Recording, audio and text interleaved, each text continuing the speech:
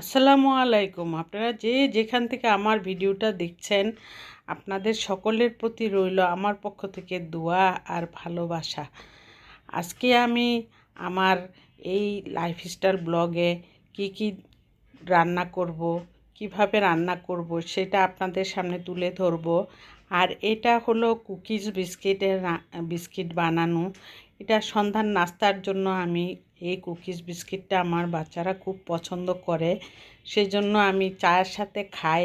এই জন্য আমি ঘরেই বানানোর চেষ্টা করেছি এবং হয়েছে। আর এখানে আমি বাটার নিয়েছি 200 গ্রাম। 200 গ্রাম বাটার নিয়েছি। তারপরে আমি চিনিটাকে আমি মেল্ট করে নিয়েছি চুলায় দিয়ে।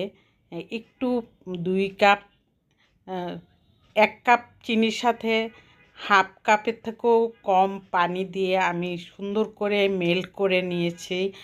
আর বাটারের সাথে আমি এটা দিয়ে তারপরে আমি বাটারটা বিট করে নিচ্ছি বিটার দিয়ে। আর এই বিটার দিয়ে বিট করার ফলে বিস্কিটটা খুব সুন্দর হয়। আর দেখুন, ময়দা দিয়েছি আর এখানে চিনিটা দিয়েছি আর বাটার দিয়েছি। এতে করে আমি ময়দাটা দিয়েছি। বাটার 200 গ্রাম বাটারের মধ্যে আপনারা 1.5 কাপ ময়দা দিবেন। যদি আপনাদের ওরকম বানানোর ইচ্ছা থাকে তাহলেই আপনারা বুঝতে পারবেন তার পরিমাপটা। আর এরপর আমি বিটার দিয়ে সুন্দর করে মেল্ট করে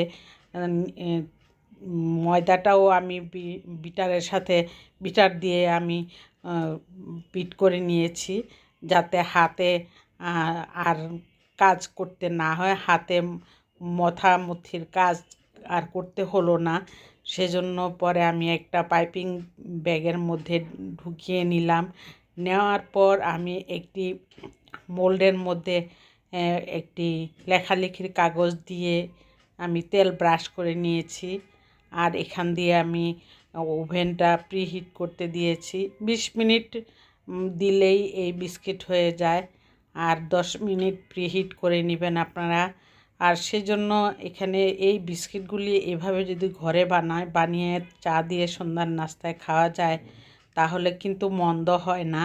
ঘরে এই বিস্কিটটা কিন্তু ওভেন ছাড়া চুলায়ও বেক করা যায়। চুলায় একটা স্টিলের হাঁড়ি থাকলে বা ননস্টিক প্যান থাকলেও হয়। কালার যদিও ভালো যদি না আসে তবুও খাওয়া যায়।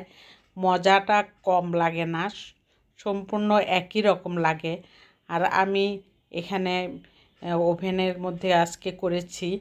আর এই বিস্কিটগুলি খেতে কিন্তু অসাধারণ লেগেছে। আর সেই জন্য আমি ভাবলাম যে মাঝে মাঝে আমি এইভাবে করে আমি বাচ্চাদেরকে দেওয়ার চিন্তা করব। দেখুন কত সুন্দর এসেছে। আর এই বিস্কিটটা বানানো আমার অনেক দরকার। সন্ধ্যার পরে বা অনেক রাত্রে কিন্তু অনেক সময় খিদা লাগে। একটা বিস্কিট 2টা বিস্কিট খেয়ে পানি খেলে অনেকটা ভালো লাগে। সেজন্য আমি বানিয়ে রাখি ঘরের মধ্যে। এরপর আমি পরদিন কি রান্না করলাম সেটা আপনাদের সামনে তুলে ধরলাম।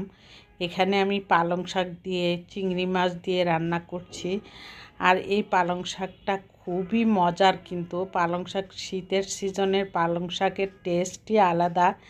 আর সেই জন্য আপনাদের কাছে আমার একটাই অনুরোধ থাকবে, আমার ভিডিওটা যদি আপনাদের কাছে কোনো অংশে ভালো লেগে থাকে তাহলে অবশ্যই একটি লাইক দিয়ে কন্টিনিউ করবেন।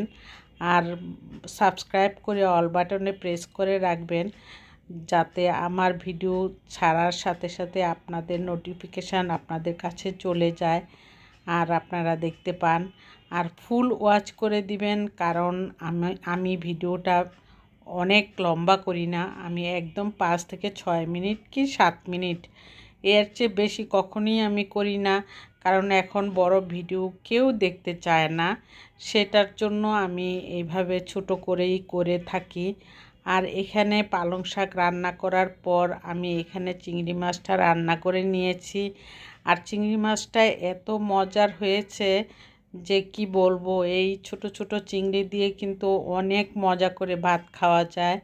আর যদি হয় এরকম ভুনা, এই টাইপের চিংড়ি মাছ দিয়ে ভুনা করাটা খুব মজার হয়। আর আমি তা করেছি, আর সেই জন্যই আজকে আমি এই পালং শাক দিয়ে আর এই চিংড়ি মাছের ভুনা দিয়ে কিন্তু আমরা ভাত খেয়ে নিব, কারণ চিংড়ি মাছের ভুনাটা অনেক মজা হয়। আর এইভাবে আমি পানিটা দিয়েছি কারণ সিদ্ধ হতে লাগবে অনেক সময়। সিদ্ধ করতে যে যতটুকু সময় লাগে অতটুকুই, পানিটা একটু বেশি হয়েছে কিন্তু শুকিয়ে ফেলেছি আমি। শুকিয়ে একদম এরকম করে ফেলবো, তারপর আমি কিছুক্ষণের মধ্যে নামিয়ে নিব, ধনিয়া পাতা দিয়ে দিলাম। আর আজকের মতো আমি ভিডিওটা এখানেই শেষ।